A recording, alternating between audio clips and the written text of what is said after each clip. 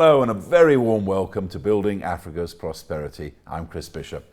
Now, following a myriad of calls from across all economic sectors to revive the South African economy, a plethora of conferences and summits have been held to show urgency on the matter.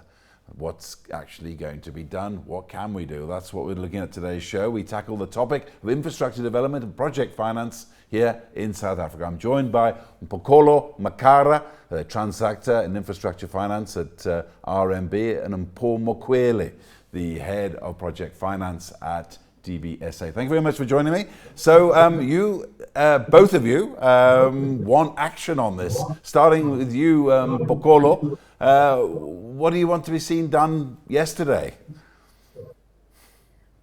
Thanks very much for the opportunity, Chris. And I think from myself as a transactor and as a market in general, we would like to see projects come online. And that is not only projects in construction, but in terms of pipeline projects and policy projects, such as specific programs come to market such that we can bank and start executing projects which will make a difference to our energy needs, our infrastructure needs, and our transportation needs as a country to drive the growth of this country. Now, if I come over to you, Mpho, the DBSA, as you say, there's been a myriad of calls for action. It's a very crucial time for the South African economy and also its infrastructure and electricity. What do you want to be seen done today?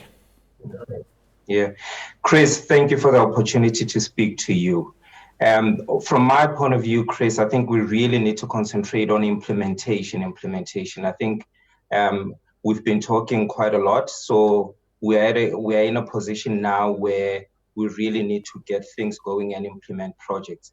So from a point of view of infrastructure projects, we are lacking in terms of bankable, viable projects that can be implemented. So what we really need to do is put more effort in terms of project preparation efforts, and in order to ensure that there is a robust pipeline of projects that can feed through the system on a continuous basis. I think that is quite important. And maybe lastly, Chris, we just need to make sure that all the lessons that we learned under the Renewable IPP program, all of those lessons are taken into account in terms of being adopted, leading into going forward in terms of infrastructure delivery.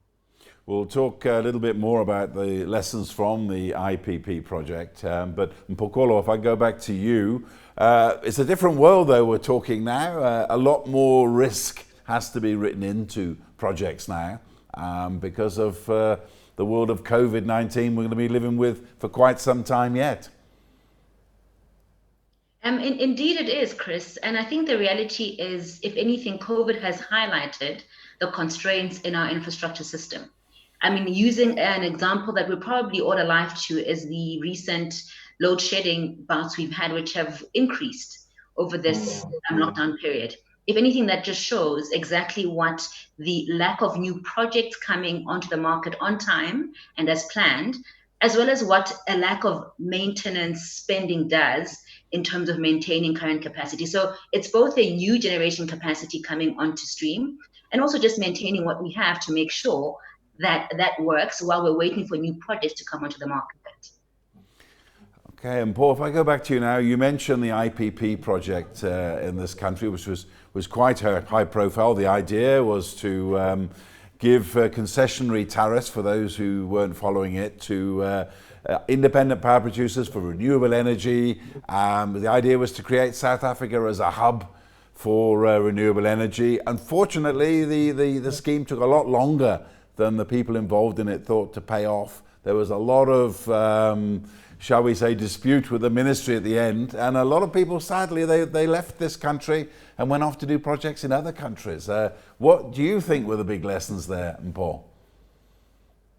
So some of the big lessons, Chris, in the Renewable IPP program is, you know, that program was quite successful. And I think that is acknowledged globally, that it is one of those model programs, the framework thereof we need to really adopt in terms of accelerating infrastructure delivery. So some of the lessons learned there is around how that program received an exemption from the PPP framework, which is regarded as quite cumbersome and complex. And by the PPP framework, I mean private-public partnership, the legislation to use to ensure that there is partnership between the private sector and the public sector. Then that program, the renewable IPP program as well, was really implemented by a well-resourced project management office. And I think a lot of us have heard of the IPP office, which really attracted skills from both the private sector and the public sector. So that public and private partnership model really has worked well and served us well. And we really need to ensure that that collaborative effort is really enforced in order to be successful in implementing infrastructure. Mphokolo, if we come back where we came in on this discussion, I mean, I've heard many politicians in the last 6 months, a year alone, talking about the energy crisis, which is still affecting the South African economy here, saying, oh, well, you know, renewable energy, it'll make up for the shortfall. But it's easily dismissed in a phrase, but it's a lot of hard work, it's a lot of investment. How can that be gathered, do you think, in the long term? I think in the long term, one has to be very open-minded in terms of, as Mpho has said, what the renewable energy program was meant to achieve in terms of opening up the sector, which one would have thought that by now we are sitting in 2020. That program started in 2011, so 9 years later, one would have thought that would have brought the traction to start opening up the energy generation sector within South Africa. It is still regulated. You still do not have private sector being able to generate, trade, and distribute power into the national grid without having to go through a national transmission company and a national buyer, which is the form of Eskom, right? So I think what would be good to see would be exactly what the objective of these programs are playing out over time, as opposed to us sitting 9 years later, still in a constrained environment where private sector can't play and bring about solutions that can drive energy generation sector forward. What we have, however, seen is a lot more private sector players looking to generate own power in the form of renewables. And that is the likes of, we've seen the Sasol RFP come out, we've seen the ArcelorMittal come out, we've seen Anglo Platinum in the form of Mphokolo come out. Having said that, those are not at financial close stage as yet, because we're all trying to navigate around a regulated energy sector. Now, when it comes to renewables, I think what's important is to realize that we need to have a just transition. As a country, we rely on coal because it's predominantly the resource that we've been endowed with. But if you look at the universe of technologies available to generate power, you've got renewables, which are clean and green in terms of what the narrative is today about generating technologies which are less carbon intensive. You've got gas, which is slightly better than coal.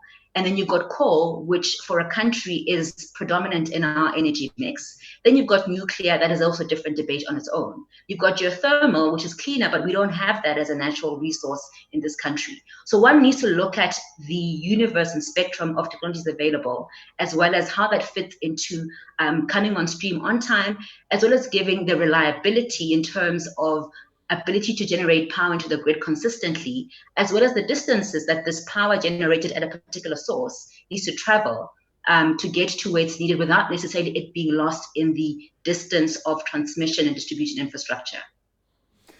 Mpho, I go back to you. Mphokolo mentioned there something that therein lies at the heart of the problems that we face investing for the future in infrastructure in South Africa, is the fact that Eskom, the national power generator, is not only a player, it's also the referee on the pitch as well, which everyone's been talking about for years, saying it's a problem, but nothing much has changed. I mean, Chris, just to latch on to what Mphokolo has said, the government is limited in terms of its financial capacity as we speak. So we really need the private sector to come to the fore in terms of pools of capital, pools of money available to help Eskom, to help the government really, just to increase the energy supply that we are currently short of. I mean, we've been experiencing load shedding the past couple of days in South Africa, past couple of months. So we really need to ensure that there's other initiatives that come to the fore. And self-generation, embedded generation is quite important, an important angle where the private sector can be self-generating their own power and buying the power from independent power producers. So where municipality wants to procure energy directly from an independent power producer, or where an energy intensive user such as a mining company wanting to procure power from that independent power producer, that enabling environment should be in place, such that we remove the burden of ESCOM, we remove the burden of the government from providing government guarantees under energy programs such as the Renewable Energy IPP program. Mphokolo, if I go back to you, I was talking to Mpho before the show. I mean, everyone talks about renewable energy, perhaps these conferences we mentioned in the intro, saying, oh, we have sunshine here, we have wind in plenty in Africa, but it's a lot more difficult than that. I was saying to Mpho before the show, there's an entrepreneur I know who set up a wind farm in the Northern Cape in DR, and when she took the paperwork in alone, she had to drive a van to carry it all. There was that much red tape to go through. Don't you think it's time to perhaps clear out a lot of this red tape? And Chris, you're absolutely right. And we've seen it a lot in the, even in the renewables program, where one needs to get a generation license from NERSA, one needs to get a water license from the Department of Water and Sanitation, one also needs to get environmental clearances, one then also needs to deal with land clearances, whether that's through land lease agreements or servitude. And I think that is a question of regulators and the government in terms of driving efficiency and changing regulations and legislation to allow private sector involvement to be a lot more seamless. If you take it back to energy generation and where the distributed power opportunities lie, I think around 2 years ago, when Minister Jeff Radebe was still the Minister of Energy, we had a directive issued to say, please open up the sector for distributed power. We are sitting today and have not had any feedback in terms of distributed power being used to generate electricity, which can be traded across the grid. So I think it's a conversation that needs to happen at haste and with intent, because so long as we let these regulatory constraints inhibit progress, we are going to be sitting where we are now with load shedding. And I think an example was made from the CSIR earlier this year that alone in the first quarter of 2020, we sat with the highest hours of load shedding in ESCOM's history. And that's the problem. I mean, everyone struggles, everyone loses business when the electricity goes down, and it costs the country money. But Mpho, I might just give you an example. Recently I was talking to an entrepreneur a few days ago from Uganda. He got a nice foreign investment, $1.5 million US into his factory. He said it took him 3 months of paperwork in Kampala to get it through. And yet, at the other end of the continent, you've got Rwanda, where you can set up a company within 24 hours. It can be done. Why can't it be done here in South Africa to streamline this whole thing, get it online and get it working? Look, I think it can be done, Chris. It can be done. And the Infrastructure Development Act does allow for that. For certain processes, such as if you look at an environmental authorization in South Africa, will take anywhere from 18 months up to sometimes 24 months just to get through that process and get an environmental authorization. But where it comes to your Infrastructure Development Act, it allows for those processes to be truncated, that period of time in order to get licensing and permits to be sort of shortened.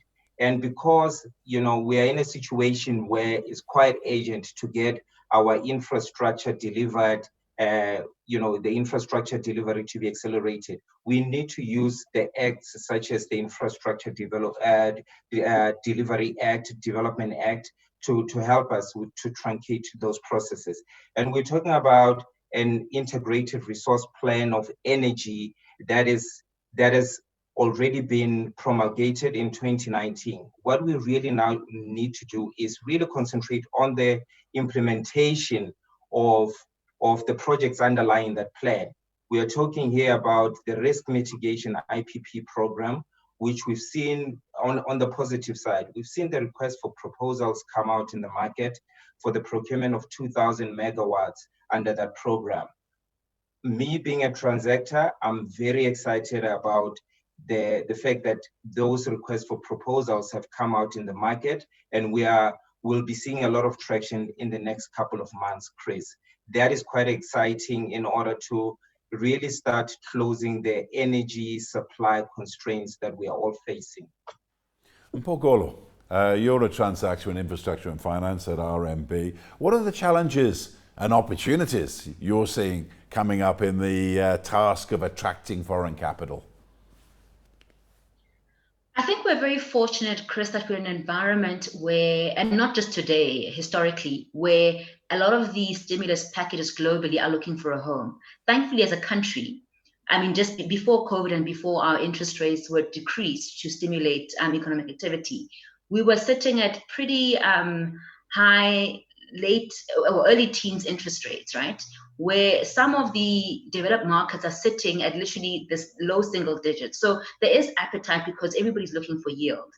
But yield is not the only constant in determining where funds and cash flow. So things like risk become important. Things like time to get to market, to get to financial close on a transaction, as well as getting to commercial operations date, becomes a lot more critical, because only do you start generating revenues from a project once you're actually commercially operating.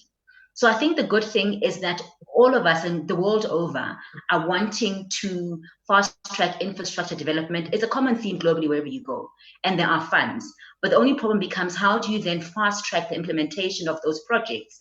I mean, bearing in mind that by themselves in nature, infrastructure projects are long dated in construction and are long dated through their operating period. But I think that's something some people have actually come to terms with. But it's about, how do we then make sure that the pipeline, as Mpho has also said, is bankable and can be easily closed tomorrow to then fast track the commercial operations date. I mean, we've had the SIDS recently, the 55 projects announced. I mean, for us, the market is very grateful for those, but also the state of readiness and for us to move forward is also something that needs to be better done in terms of, what do we do to fast track processes relative to fast tracking projects coming to the market? And Mpho, just give us an idea of scale as well. I mean, we're talking like a massive, massive demand for electricity in South Africa. I mean, look at all those coal-fired power stations, most of them built in the 1970s. They're already beyond their time, and they're going to be retired off. And also with the situation with using fossil fuels, they like to be retired a lot faster than we think. How huge is this market for energy here in South Africa? I mean, the market is quite significantly, well, it's quite significant, and it's quite huge, Chris. I mean, just talking about what the supply constraints are, you know, the deficit, we are talking about 6,000 megawatts of power that need to come onto the system in order to avert load shedding. And the program that I mentioned, the risk mitigation IPP program, only covers 2,000 megawatts. So we really need another program that will complement that program in order to close those deficits, so that we don't experience load shedding going forward. We need round 5 of the renewable IPP program to come out. The IPP officers come on record and said, look, we believe the request for proposals might come out in next year around Q2, and we are hoping that that is the case to ensure that load shedding is averted going forward. So the market and the needs are quite dire, and we really need to start closing the gaps. The self-generation aspect of it, distributed generation, as we've mentioned, myself and Mphokolo have emphasized that. Say you don't need government to come in and put its money on the table, put government guarantees. That is quite important in terms of closing the gap. The industry has said, look, we are ready to buy our own power from independent power producers. So let's ensure that all of that does happen in the next couple of months. We need those 55 projects that Mphokolo has mentioned, the SIDS projects, strategic integrated projects that have been gazetted recently, to be implemented in the next couple of months. That's encouraging news. And also, perhaps I look for a bit more encouragement from you, Mphokolo. You mentioned that there's stimulus packages around, people always talking pension funds, institutions in Europe and the United States who are looking to invest in emerging markets like South Africa. Just give me a little bit of hope. What kind of inquiries are you getting, and from what kind of organizations at RMB right now? So Chris, I think taking it closer to home just to make it a lot more tangible. I mean, the PIC has been very active, which is the state's pension fund manager in the renewables program. We've seen them literally move, emphasizes their need and desire to participate meaningfully and actively in the infrastructure sector.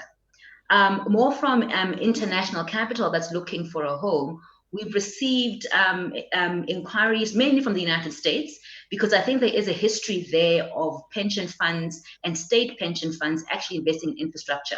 What they've actually done is organize themselves into a consortium such that collectively, at least coming into a new market being either South Africa or Africa as a whole, it's that they have facilitates focused conversations and discussions to make sure that where capital can be placed, the need to fast track project development is actually increased to make sure that this capital is actually deployed. From a European perspective, we've seen more along the likes of, I guess, your DFIs, your KFWs, your European Investment Bank, who've also been pretty active in the sector. We've recently seen as well NIGA come into the market.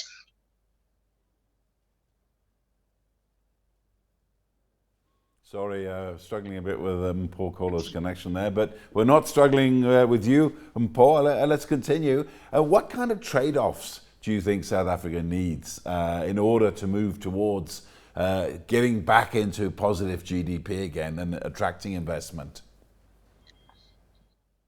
So, Chris, I mean, we're talking about bolstering our project preparation efforts even more. I can't emphasize that more. So we really need to get projects to bankability, to a stage where they can attract the capital that is available out there. There is no shortage of money in the market, and that has been said time and time and again. To what Mphokolo was saying, your multilateral development finance institutions are saying, we are ready to fund projects, we are ready to deploy capital. Now, where are the projects that we can lend into? The SIDS methodology really covers that in terms of saying, look, we are aware that a lot of the projects get stuck on the regulatory side in terms of clearing them through the system in order to get them to bankability so that you as bankers can start funding them. So we've put together what we call Infrastructure South Africa. So that initiative, that office is really meant to help the private sector, the public sector, municipalities, in order to fast track the development of projects. And I'm quite excited about that initiative, Infrastructure South Africa, headed up by Dr. Ramokgopa. In my view, is going to work quite well to ensure that it chains the number of infrastructure projects that are coming online, coming through the system. We're already seeing short-term opportunities on the basis of the gazetted projects. The other project that I should mention, Chris, is the small IPP renewable energy program. That is quite an important initiative in that it's really meant to transform. It's really meant to transform and ensure that there's a Black participation in the renewable energy sector. You know, such that we don't be talking about BEE codes in the renewable energy sector in the next couple of years.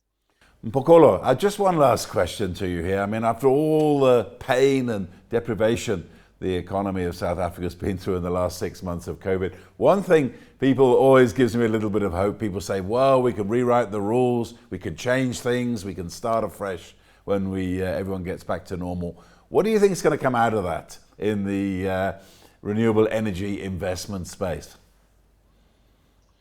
So, Chris, there's nothing as good as a crisis to focus people's minds, right? Because everybody has felt the pain and sees the dire need to actually move forward.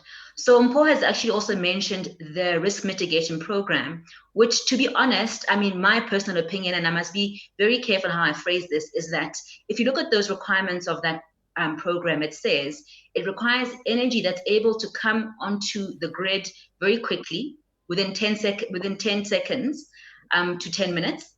And it also should be able to run during peak time. Now, for me, this is an opportunity to say the long overdue gas to power program, as well as the gas industrialization program in the country. This is an opportunity to actually kickstart that by using this program as a test case, so to speak, right?